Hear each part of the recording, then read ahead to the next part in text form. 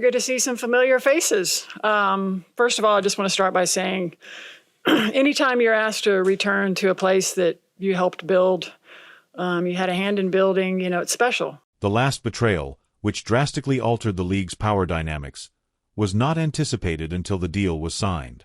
The Indiana Fever had just finished one of the most remarkable, record-breaking seasons in women's basketball history, bringing a historically underperforming team out of the dark ages and back into the spotlight of the playoffs, where they once belonged. The fans were overjoyed.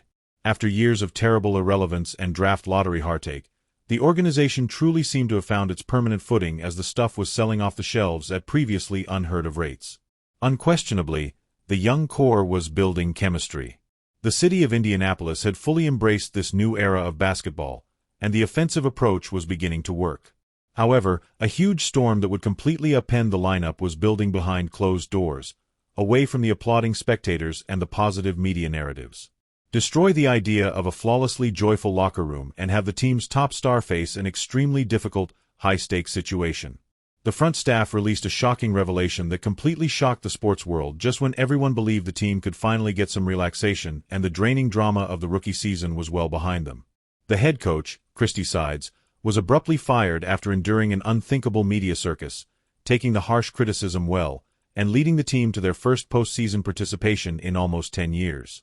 It was a callous, heartless corporate move that demonstrated the organization was no longer content to merely take part. Their goal was to rule. The true earthquake, however, occurred when the front office announced Sides' very contentious successor rather than when she was sacked. In her place, the team announced with pride the arrival of a name that immediately infuriated ardent supporters and resulted in a loud, conspicuous silence from the team's franchise player.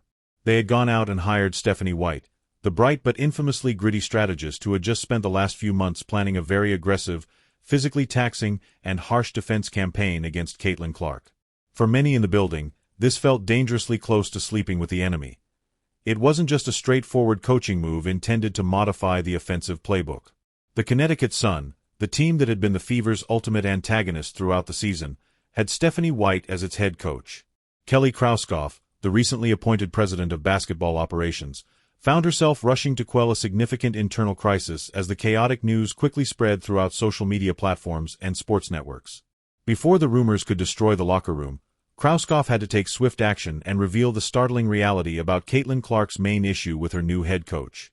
That wasn't the whole tale, though, since the poisonous origins of this extremely uncomfortable relationship actually began months before anyone was aware that a front office move was imminent. These two opposing forces have been at odds on a professional basketball floor since the beginning.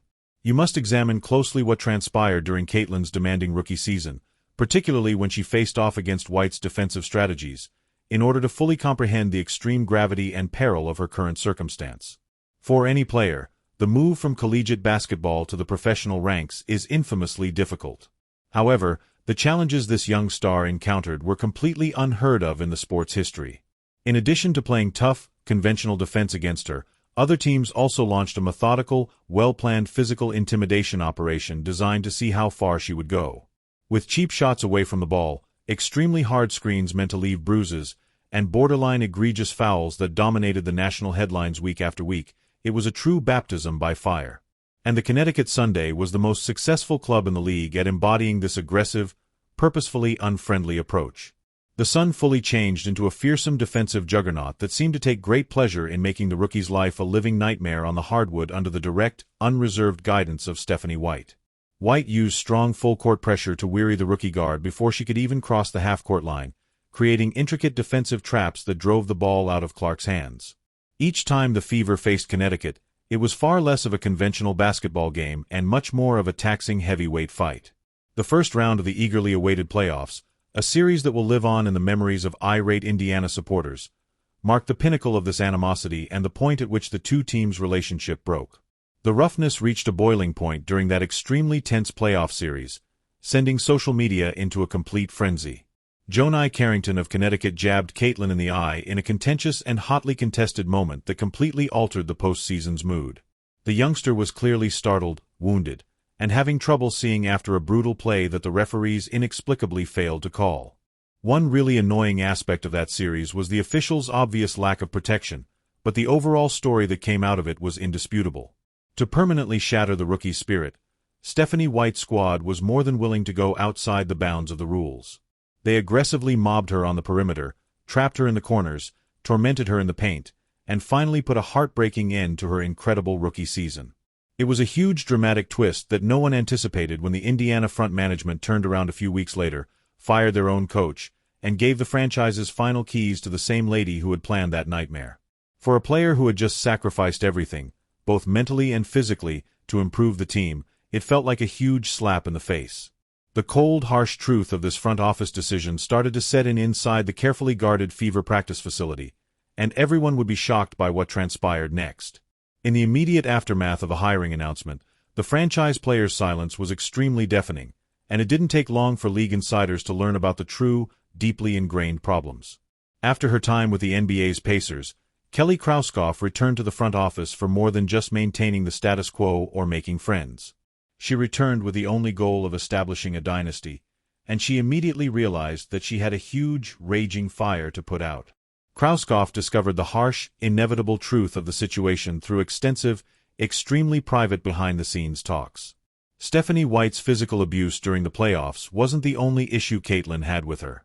However, there was undoubtedly a nasty aftertaste from that eye poke that was difficult to get rid of. The actual, underlying problem was a pervasive lack of trust and a scary allegiance dilemma that threatened to ruin the forthcoming season before it had even started.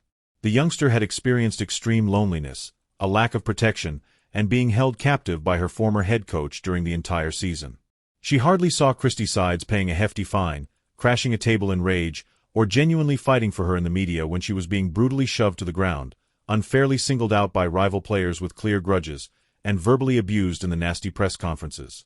In an attempt to act like a diplomat, Sides kept instructing her squad to play through the contact and disregard the commotion. However, her superstar was severely alienated by her passive approach.